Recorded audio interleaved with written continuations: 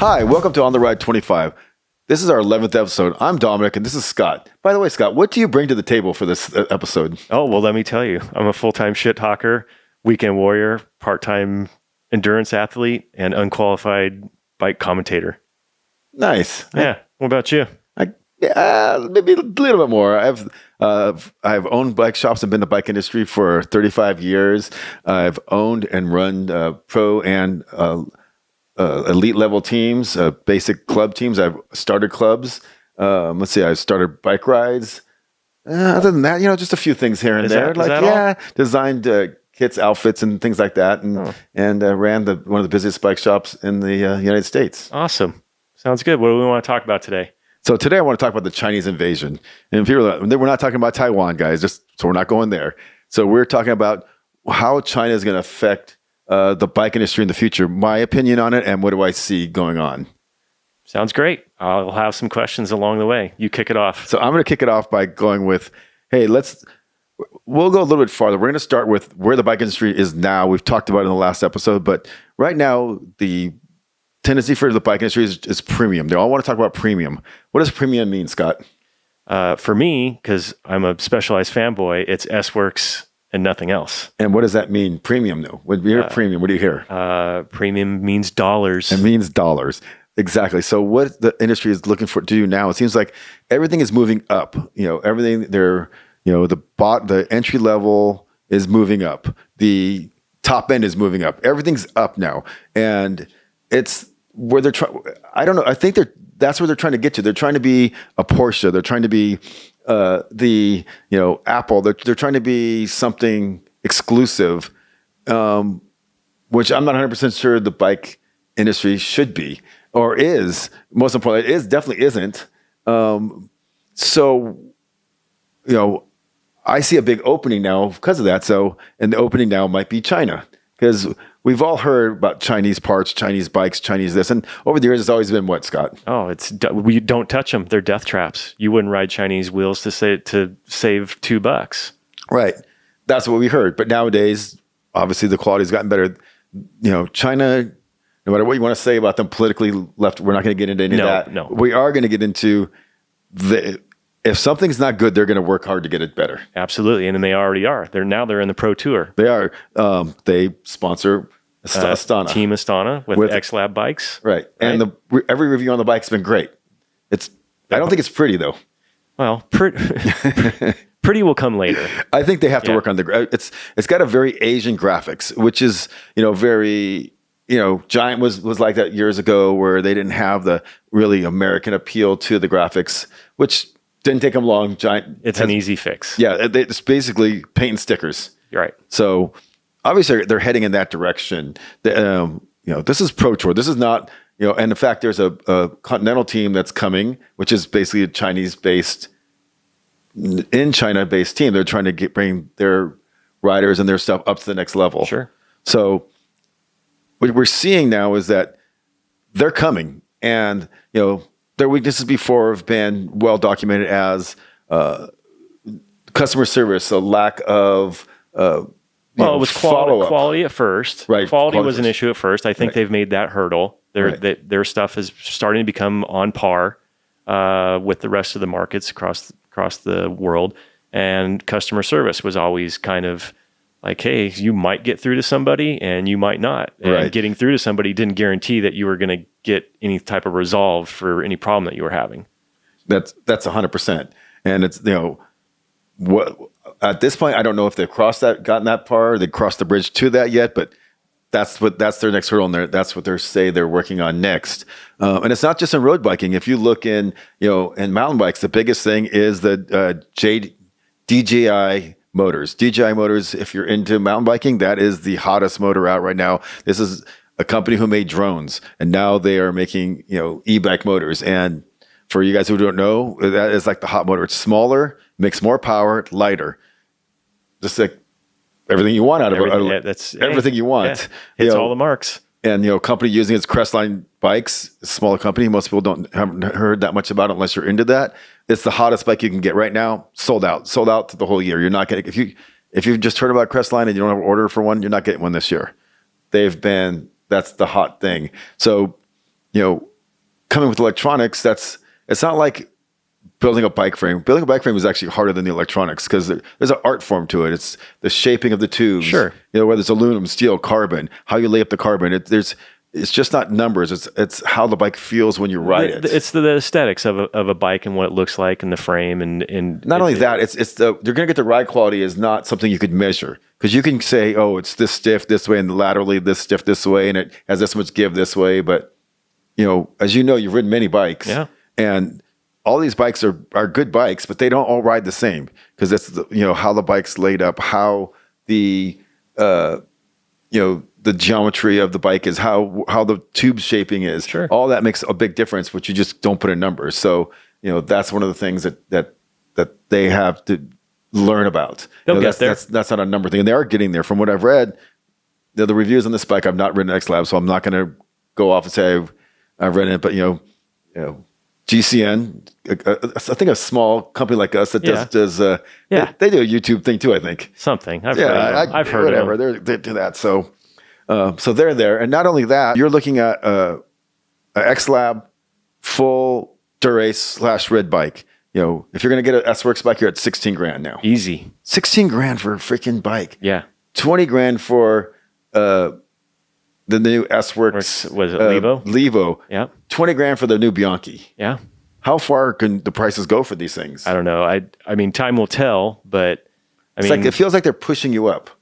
They're always pushing. The push is going up because the bottom entry, like now for a road bike from one of the big brands, is $1,500. A mountain bike's $800. Yeah. That's a lot of money to start off now. Sure. Yeah. And then, so this exact same bike from the Chinese company is $10,000. That's a substantial difference. Yeah. And now, if we want to go even farther, this is using SRAM or Shimano. Correct. For you guys who don't know, the electric bike groups, mountain and road, are coming from China. They are coming hard. Oh yeah. From what I've read and from people who have actually tested the mountain bike groups, they're like, these things are pretty darn good. Yeah. This was the TRP. The TRP is a new road group. They're going to have the first U.S. sold, basically, electric road group for road bikes. And they have a mountain bike one coming too. So TRP is Tektro, and it's a well-known company through the U.S. So when you see TRP, you're not going to go, oh, that's some name I never heard of. But there's a lot of companies that you haven't heard of yet, that are making derailleurs and full electric groups, and they're not as hard to make as a mechanical group because there's a lot less patents. Basically, it's a servo moving. Not that I'm being simplistic, but it's a servo moving your derailleur a set amount. That's it. And that's it. I'm going to tell a couple of secrets on the industry there, but I was told that any company who uses these electric parts would have a harder time getting parts from the big companies. So they might not. They're trying to keep them out. I said it before. It sounds like the mafia. It's it's for trying to protect your home turf. Sure. How's that? Sure. And the same thing with the bike companies. They don't want any companies using DJI in their bike shops. They don't. They're like, we have our 3 or 4 motor manufacturers, and we don't need this one in there that might be as good or better. And their thing is like, you don't know the quality. There's no quality history with them. Right. They've made drones for years, but they're making motors for e-bikes. So they're comfortable with where they're at, with where the margins are at, and the relationships that they have with these other companies, and they're not willing to open that door for anybody else right now. Would you? No, you got to protect your home. Got to protect your home. You got to protect that budget. That's exactly. Yeah. So the interesting thing, they're coming. Yeah. How they're going to come is going to be the next thing. So is it going to be, is the Chinese bikes going to come in, through, I assume thgoing to come D2C. I would imagine. The other thing is the group sets. Is there going to be a company that's going to say, screw it, we're going to do it. I'm going to just use, let's say Canada says, hey, I want to get electric shifting mountain bike under $2,000. Yeah. Maybe they'll be the first. I mean, could be. Anyone who's from Canada, don't write to me saying you're not going to do this because I made this up. But I literally, someone's gonna be the first, and then is that going to change the structure for bike pricing in the future, or not? I think it will in the short term until they get a foothold. If they get a foothold, then They have to have a foothold to make any right. And I don't know how long that'll take for them to get a foothold, but if they do, it won't be long until they probably start charging a premium as well. I don't know about that because I mean, I look at Chinese products. We're just gonna go with it. They have a set margin they're happy with. Yeah, They're not like and it's not as high as ours. And there's I don't want to get into politics of it. They have set labor rights. They have a lot of things that are different there. So I'm not trying to compare apples to oranges. This is not. I'm not trying to get into the full politics of this. I'm just trying to go into how this is going to affect you in the long run as a bike shop employee or a bike consumer. Where is this going to go? And that's what I'm trying to get at. Because I mean, if you can get, let's just say, a TRP carbon bike, which is comparable to a Dura-Ace carbon bike for half the price, now where are we going to go with that? Is that going to affect the pricing of the big guys, or that can be a whole nother subset? We won't know for a while because it has to happen first. Well, there's two hurdles, right? So it's getting it into the stores for the masses to see and the masses to buy. And then, because in reality, you could probably go buy this stuff now, right? And get it yourself. It's not as easy to find all some of it you can find. But it's out there. It's out there. It's a little harder. If you knew what you were doing, you could source a frame, you could source these electronic shifting parts, and you could build a bike with all this material yourself now. So the first hurdle is getting it into the shops for the masses to see, right? And getting it for sale. That'll be the first one. The next big hurdle for me is you got to get the cool kids on it, right? See, I think that second step is the first step is not the first step. You're not going to get the bike shop have to have the demand first. As a bike shop guy, there's no way if you say I'm from XYZ Chinese company, I'm not going to put that bike in my store. There has to be demand first. Okay, so the other way around. Yes, it has to. The cool kids got to get on it. The cool kids, or there has to be a demand. There has to be like I see it selling. When you start working, here's how we used to do stuff. If I work on a bike on a regular basis and I saw parts on it, and I'm not stocking these parts, I know they're getting them someplace else.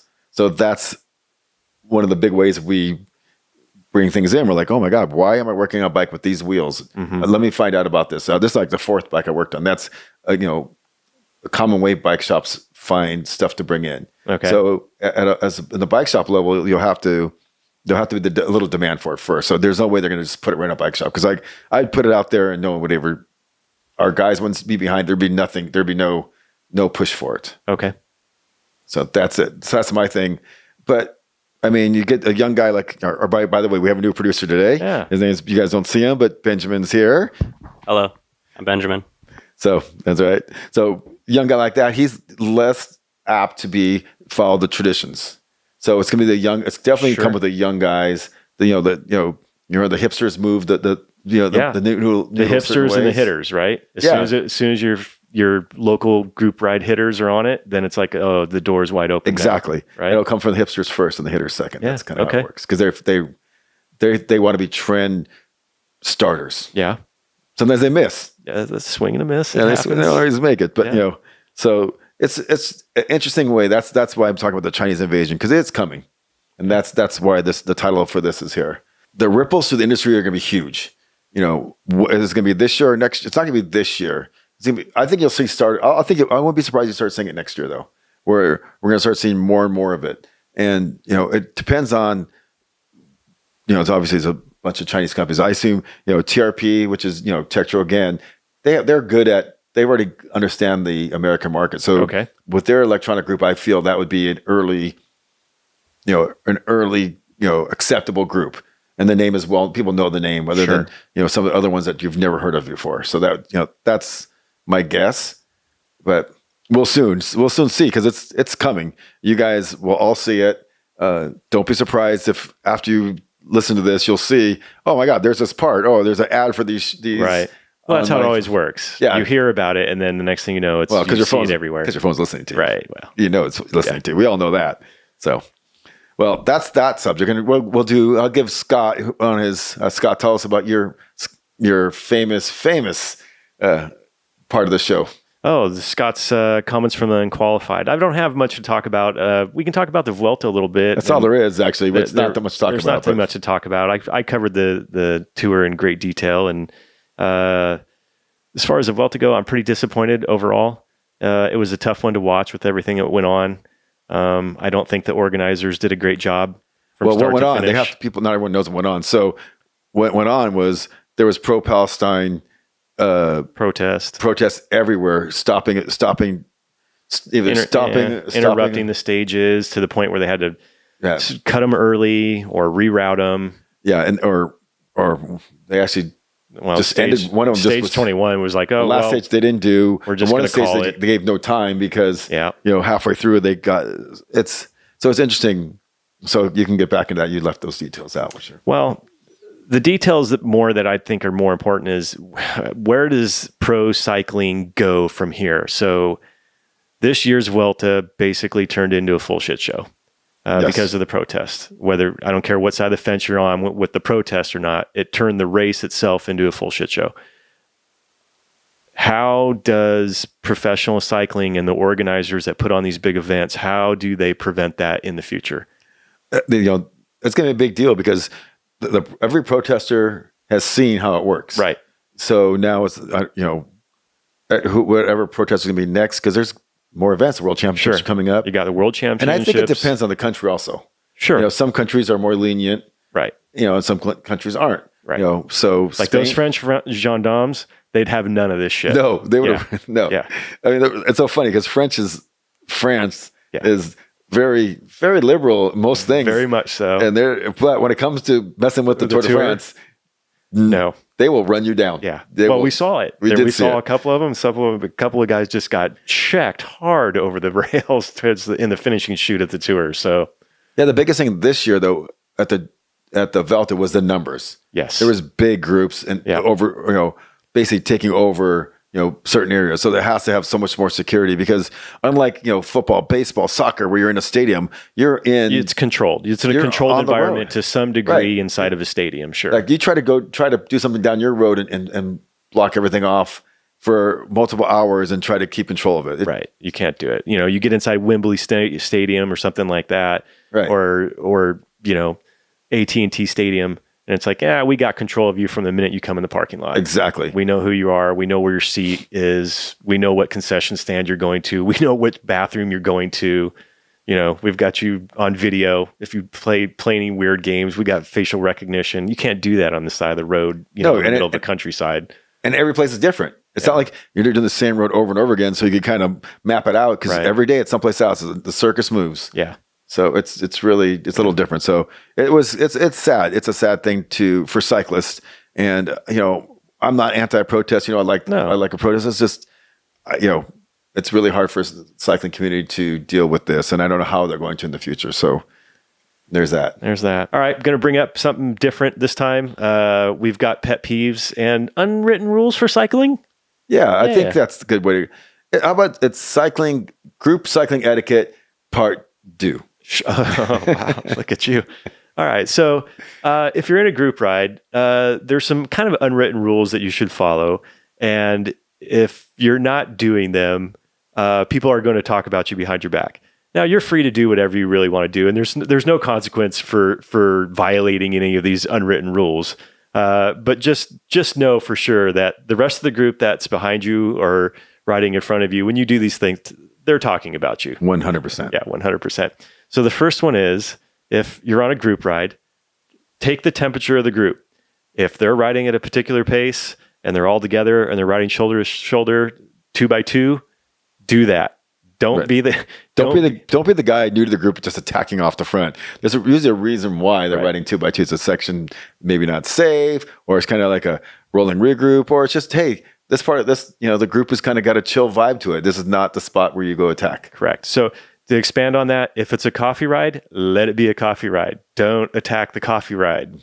However, if it is designed to be a spicy group ride, then take part in that and play a role, at least the best that you can. Yeah, know what your ride you're on and what part of the ride you're on. Sure. And how the group is responding. Right.